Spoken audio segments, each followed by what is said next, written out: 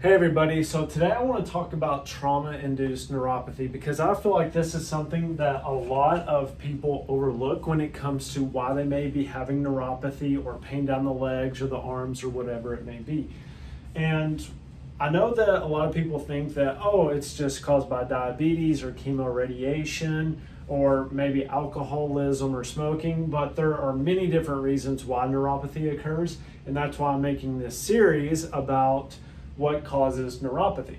And so if you haven't seen my diabetic one, go check that out. If you have diabetes, if you haven't seen my chemoradiation one and you're a post-chemo patient, go check that one out as well, because I have tons of questions all the time from post-chemo, post-radiation therapy patients about, can you reverse the neuropathy after that? And the answer is yes, you can.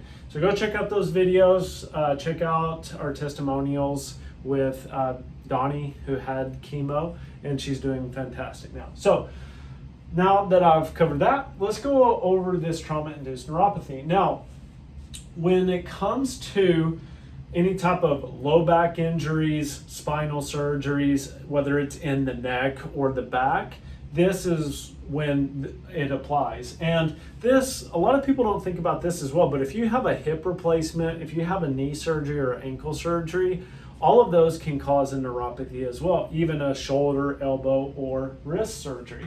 Because if those nerves get severed or they get compressed or stretched, it can cause a mononeuropathy or it can cause a polyneuropathy, which just means it either affects one or multiple nerves. But that's why your doctor needs to do an exam to see which one that it is.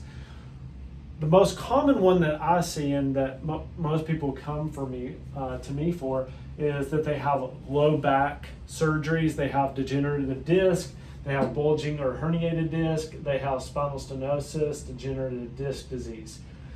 This can be on one side or it can be on both sides, especially when you get spinal stenosis and you get central compression of the spinal cord, is when you're going to have bilateral signs and symptoms. That can look like numbness, burning, aching, tingling, sharp, stabbing. It can look like radiation. There are many different symptoms that come with that.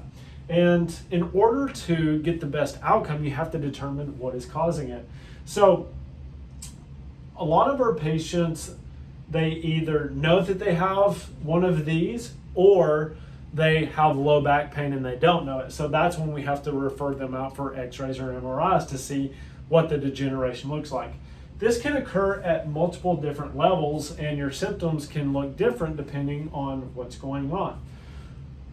When I'm evaluating someone, bulging discs. So when we talk about that, if these disc bulge, and this is not an accurate anatomical representation, I have some charts in the office that help me do this better, but just so you can understand the basic mechanism of why this happens. If you have a disc bulge or herniated disc, what's going to happen is that it will compress the nerve. And so when you have compression on the nerve, it's like a garden hose. So when you compress that, you're going to get less flow, especially down to the feet, because the more I compress and cut off the flow, whether it is an artery or vein or whatever it may be that goes all the way down to the foot or the nerve, you're going to get some sort of symptomatology that can look like we talked about before, the burning, tingling, numbness, whatever it may be.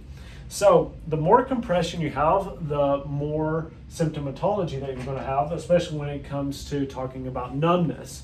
That is typically one of the worst signs because that means that you're not getting either any blood flow or you're not getting any nerve conduction down to the feet. So as it impinges this nerve, it can occur at multiple levels or it can occur at only one level. And determining do you have weakness can help you better understand if it is coming from your back. So sensory function is one thing that we look here at the office, so looking at cold, light touch, pain, and vibration. But motor function is something that we look at as well. If you're missing, dorsiflexion, plantar flexion, if you can't kick out, or if you can't pull your leg back, or if you can't raise your leg up. We see this a lot with patients that are on in wheelchairs, walkers, using a cane, or maybe they just can't walk at all. And a lot of the times it's because they have motor dysfunction coming from a bulging or herniated disc or spinal stenosis. So helping you understand why this is going on is very important. Now, part of the reason that we like to know this is because our kind of standard treatment will not necessarily, it'll fix the damage in the feet or in the hands, but it doesn't address the root cause of the problem. So we do what's called spinal decompression, where we stretch the spine out, and that will actually help these disc bulges to take pressure off of this nerve here. So we can take that away. And so then you get better flow down to the feet, you get better nerve conduction, and you get better function, sensory and motor. When this occurs in the neck, it's the same exact process. So it doesn't look any different, and that's why I didn't draw it up here. But when you get any type of bulging or herniated disc or spinal stenosis, when it's in the neck, spinal stenosis is more severe because it can affect both the hands, arms, and the legs and the feet. Most of the time when you just have it in the back, it's just going to be in the lower extremities. You're not going to see any type of deficits in the hands. And that can be very helpful when you're doing your differentials, because you can say, well, if you don't have it in the hands, but we know that you have these bulging or herniated disc or stenosis or degenerative disc disease in the low back, that can definitely be the main constituent. Now, if you have it in both areas, you gotta treat both, or you're just not going to get anywhere with that. And so when you look at degenerative disc disease, what you're going to see is you're going to see this erasing of these discs. And so as these discs disappear, then what will happen is you're going to get compression of the nerves that come out of there as well. And it's the same story. So it doesn't change our story at all. It's just a different mechanism. And then the treatment is the exact same. Most of the time these occur after motor vehicle accidents. That's the biggest one that we see, is that somebody got in a car accident here in Florida because nobody can feel their feet because they're elderly, which is scary when you examine over 100 people every month and they can't feel your feet. You definitely don't want to go out and drive because you're scared that, somebody's going to hit you. So this explains why in Florida we have so many car accidents, is that a lot of these people just can't feel their feet and they don't have very good reaction times. So addressing that is very crucial. Hopefully that gives you a good explanation so that you can understand why that's happening. And that's a very key important factor when it comes to addressing neuropathy. With the next part of this, talking about hip replacements, if we have it only on one side, and this can look like maybe we just have it in the left leg or we just have it in the left arm, for example. If you have any type of shoulder surgery or hip surgery, then you can get impingement syndromes can cause it, especially if you have a replacement that was put in correctly and it's causing any type of impingement of the nerves in the lower leg. But this can also happen at the knee level. So if you just have it from the knee down, or it can happen from like ankle surgeries if you just have it in the foot.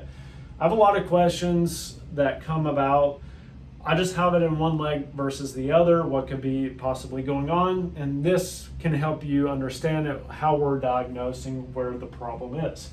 So with this, if you have elbow surgery and then you can get it in one of the nerves, or shoulder surgery, it doesn't really matter. The whole mechanism still stays the same no matter what you're doing.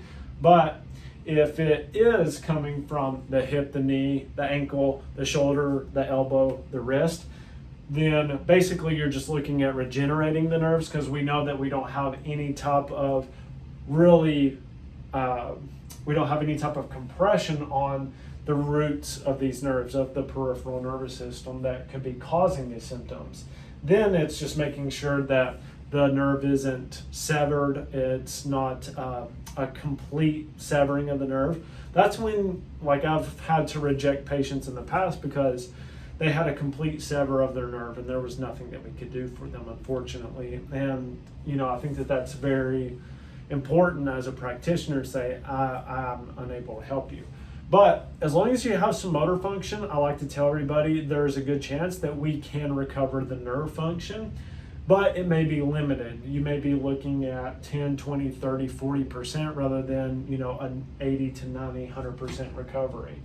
the faster that you act, the more benefit that you're going to get from the treatment, because there's about a 2-year window where you have the ability to recover as much motor function as you can. And if anything is just off, if you're missing one piece of the recipe, you're just going to get a very bad outcome. And I try to tell all my patients that if you're expecting like a miracle cure, that's probably not going to happen. But the sooner that you act, the better the outcome is going to be and the happier both of us are going to be. So, trauma-induced neuropathy, this is another cause of neuropathy that I'm going through in this series. Please, if you have any questions, I know that the trauma-induced can be a lot more complicated. Please just comment below, ask any questions. I would love to answer them. I find this really fascinating. Excuse my horrible drawing, but this can hopefully give you some answers about what's going on and how to address it, and hopefully, you can work with your doctor, or if you decide to work with me, I'm more than happy to help you out. So thank you again for watching, and share this with any of your family or friends that you feel like may be struggling from neuropathy and this could be the cause. And yeah, let's help people get better. Thank you. Bye.